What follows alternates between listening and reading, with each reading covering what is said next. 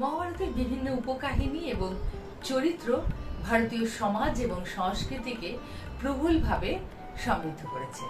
বিশেষত মহাভারতের বিভিন্ন নারী চরিত্রগুলি আমাদের উদ্বুদ্ধ করে। এরকমই একটি নারী চরিত্র অর্জুনের স্ত্রী উলুপি।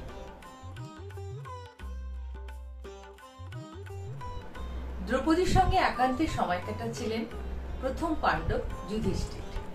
এক ব্রাহ্মণের গরু তস্করির আবেদন শুনে তড়িঘড়ি অর্জুন সেই ঘরে প্রবেশ করলেন অস্ত্র। তিনি জানতেন না জ্যেষ্ঠ পাণ্ডবের সেই কুটিরে দ্রৌপদীর সঙ্গে উপস্থিত থাকার কথা, কিন্তু অনিচ্ছাকৃত নিয়মভঙ্গটাও তো অপরাধ। পাণ্ডবরা সেটাই মানতেন। দ্রৌপদীর সঙ্গে কোনো এক ভাইয়ের একান্তে উপস্থিতির সময় অন্য কোনো ভাই যদি সেই কুটিরে প্রবেশ করে ফেলেন, তাহলে তাকে 12 বছরের বনবাস এবং ব্রহ্মচর্য পালন করতে হবে। অর্জুনকে যেতে হলো 12 বছরের বনবাসে। ভারতবর্ষের উত্তর পূর্ব প্রান্তে তীর্থে গেলেন তৃতীয় পাণ্ডব। একদিন গঙ্গায় স্নান সেরে অর্ঘ্য প্রদান করছেন, এমন সময় তাকে কেউ জলের নিচে টানল। জলের নিচে স্থলের বাসিন্দারা অসহায়। কেউ তার হাত চেপে ধরে জলের নিচে এক রাজপ্রাসাদে নিয়ে গেল। এবার অর্জুন চোখ খুলে দেখতে পেলেন এক সুন্দরী যুবতী তাকে টেনে এনেছে। অর্জুন জানতে চাইলেন তার পরিচয়, কোথায় তাকে আনা হয়েছে, কি উদ্দেশ্যে তাকে আনা হয়েছে। কন্যাটি জানালেন তিনি নাগরাজ কৌরবের কন্যা উলুপি।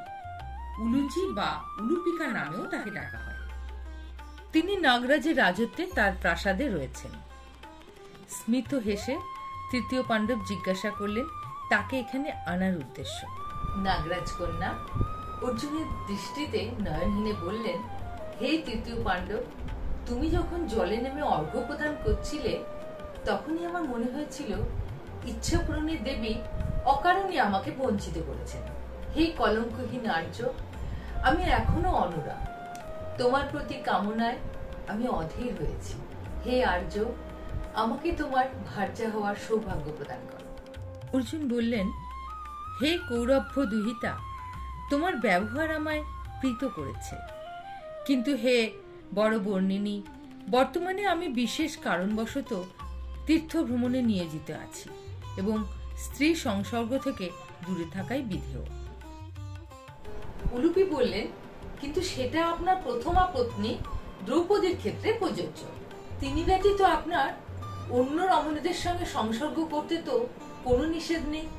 নাগকন্যা উলুপির সঙ্গে অর্জুনের বিবাহ হল।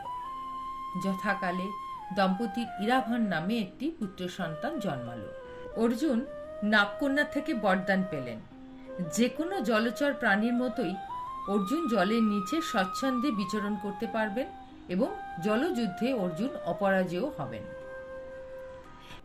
এছাড়াও উলুপি একবার মৃত অর্জুনের প্রাণ ফিরিয়ে দিয়েছিলেন। অষ্টবসুর অন্যতম অবতার মহামতি ভীষ্মকে কপট যুদ্ধে পরাস্ত করার জন্য অষ্টবসু অভিশাপ দেন অর্জুনকে আপন পুত্রের হাতে প্রাণ দিতে হবে।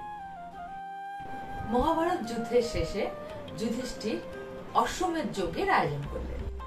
অশ্বমেধের ঘোড়াটির সঙ্গে যাবে অর্জুন, কারণ ঘোড়াটিকে কেউ বাধা দিলে অস্ত্র বলে তাকে শায়েস্তা করতে পারবেন তিনি। ভারতের উত্তর পূর্ব প্রান্তে এক নবযুবক সেই ঘোড়ার পথ আটকাল। অর্জুন তাকে জিজ্ঞাসা করলেন, হে যুবক, তুমি কে? এই অশ্বমেধের ঘোড়া আটকানোর অর্থ জানো? সদর্পে যুবক উত্তর দিল, আমি যেই হই সেই পরিচয় অবান্তর।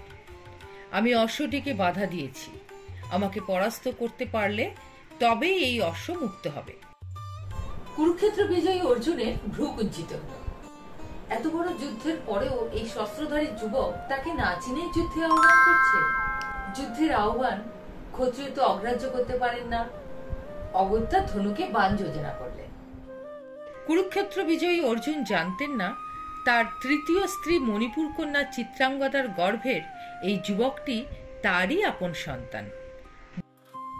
ভীষ্ম, কর্ণ, দ্রোণাচার্যের মতো মহারথীদের হারানো শুভসাচী অর্জুন শুধু পরাস্ত হলেন তাই নয়, আচমকা তীরের আঘাতে প্রাণ হারালেন। জানতে পেরে ছুটে এলেন মা চিত্রাঙ্গদা। শিউরে উঠলেন পিতার হত্যাকারী সন্তানকে দেখে। জানতে পারলেন নাগকন্যা অর্জুনের দ্বিতীয় স্ত্রী উলুপি। নাগলোক থেকে নিয়ে এলেন নাগমণি। অর্জুনের বুকে ছুঁয়ে জীবন ফিরিয়ে দিলেন স্বামীর।